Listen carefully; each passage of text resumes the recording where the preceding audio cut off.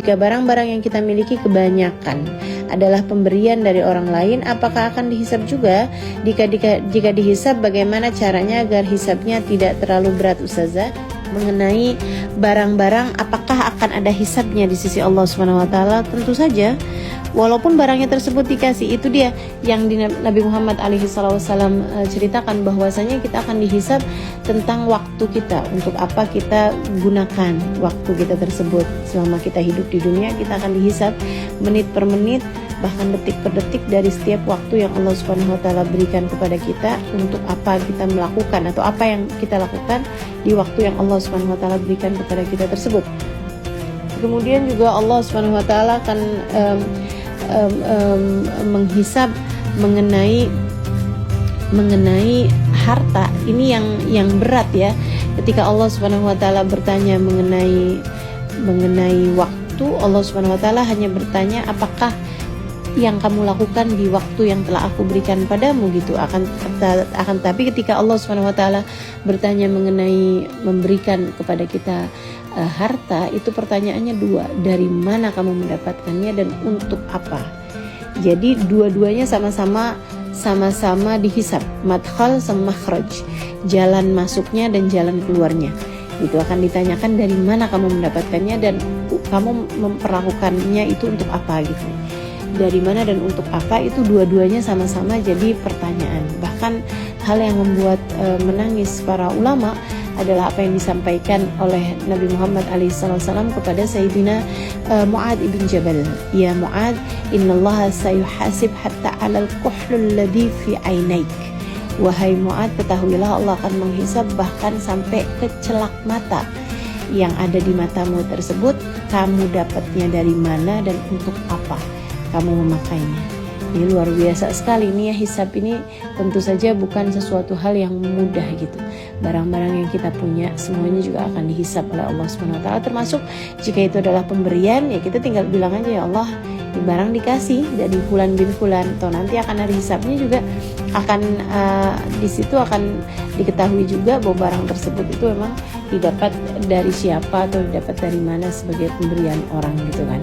Nah, kemudian nantinya juga akan ada hisabnya juga, bahwa akan kemana barang-barang tersebut, gitu. Karenanya gimana caranya agar hisabnya itu tidak menjadi hisab yang berat, seperti yang Allah SWT sampaikan, faman utiya kitabahu biyaminihi wa sawfa yuhasabu hisaban yasira wa yanqalibu ila ahlihi masrura.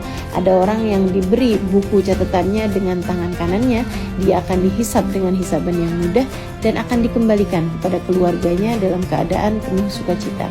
Namun sebaliknya juga, fa'amaman utiya kitabahu wara'a dhahri fasawfa yad'u thubura wa yasla sa'ira. Ada orang-orang yang diberikan buku catatannya lewat belakang punggungnya, dilemparkan dari belakang punggungnya, dia akan berteriak, "Thubur, celaka aku."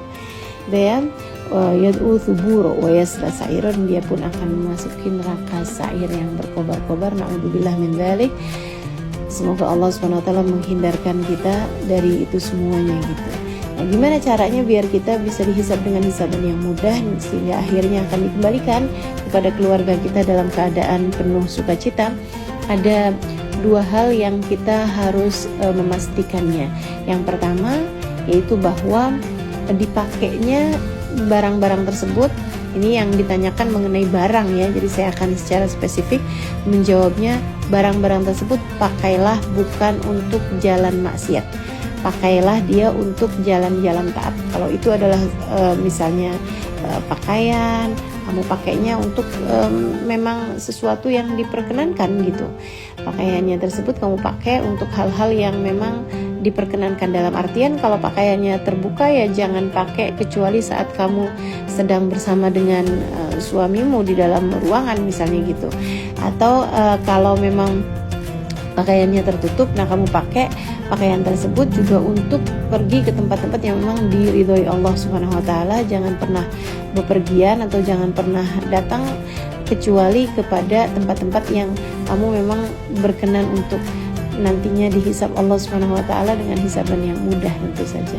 Jadi jangan pergi kecuali ke tempat taat, jangan pergi kecuali ke kepada acara-acara yang di sana berisi ketaatan pada Allah Subhanahu wa taala. Itu satu.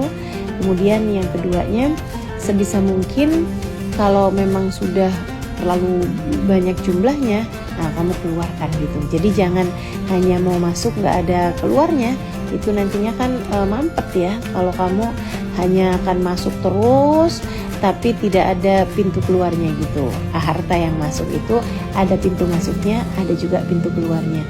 Nggak apa-apa kok barang yang dikasih sama orang lain itu juga nggak apa-apa kalau kamu berikan lagi kepada orang lain lagi, tapi sesudah kamu menggunakannya. Dalam artian sudah kamu pakai selama beberapa waktu, ketika barang tersebut memang masih bagus ya, jangan memberikan sesuatu yang memang sudah kamu sendiri tidak mau memakainya lagi gitu kan. Jangan memberikan sesuatu yang bahkan kamu sendiri tidak akan menerimanya kecuali dengan memicingkan mata kamu gitu kan. Nah, itu yang Allah Subhanahu wa taala pesankan kepada kita.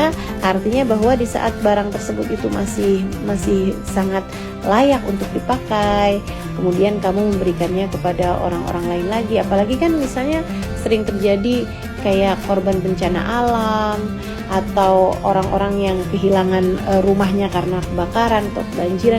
Nah, itu tentu saja sangat layak sekali untuk kamu memberikan barang-barang tersebut kepada mereka sesudah kamu memakainya selama beberapa waktu, sehingga tidak sampai menumpuk di lemari kamu tersebut. Begitu ya. Jadi dua hal tersebut kalau kamu lakukan, insya Allah Allah Subhanahu wa taala akan membuat kamu berhisab dengan hisaban yang mudah terhadap apa yang kamu miliki itu gitu. Jadi yang pertama, pastikan bahwa kamu tidak menggunakannya kecuali ke jalan-jalan taat. Kemudian yang berikutnya adalah bahwa kamu memberikannya kepada orang lain sebagai bentuk sedekah dari kamu kepada mereka ketika kamu merasa bahwa yang kamu miliki sudah lebih dari yang kamu perlukan. Atau ada barang-barang lain yang masuk, nah itu kamu keluarkan juga yang lain-lainnya. Itu yang saya dapati juga dari orang-orang solehah ya. Guru-guru saya, babah misalnya gitu, biasanya dalam beberapa waktu beliau akan keluarkan barang-barang yang beliau miliki karena memang akan ada barang-barang masuk lain lagi. Nah, itu yang masuk baru dipakai, kemudian yang lamanya dikeluarkan. Terus seperti itu. Tapi seperti yang tadi saya sampaikan ya, jangan sampai nunggu udah robek dulu, udah jelek dulu, udah usang dulu, udah pada copot kancingnya baru kamu kasihin kepada orang lain gitu. Maksudnya kamu memberikannya juga di saat barang-barang tersebut itu memang masih sangat layak untuk dipakai. Seperti itu.